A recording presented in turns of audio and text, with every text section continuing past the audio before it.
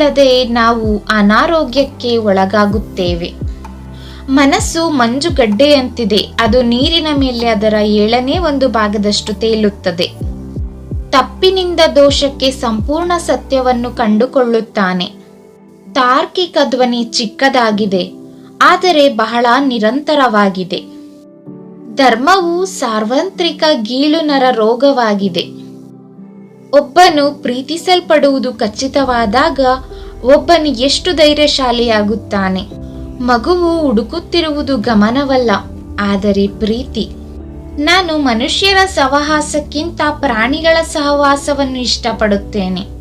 ನಿಸ್ಸಂಶಯವಾಗಿ ಕಾಡು ಪ್ರಾಣಿ ಕ್ರೂರವಾಗಿದೆ, ಆದರೆ ಕರುಣೆ ಇಲ್ಲದಿರುವುದು ಸುಸಂಸ್ಕೃತ ಮಾನವರ ಸುಯೋಗವಾಗಿದೆ. ಬುದ್ಧಿಯ ಧ್ವನಿಯು ಮೃದುವಾದದ್ದು, ಆದರೆ ಅದು ಶ್ರವಣವನ್ನು ಪಡೆಯುವವರೆಗೆ ವಿಶ್ರಾಂತಿ ಪಡೆಯುವುದಿಲ್ಲ.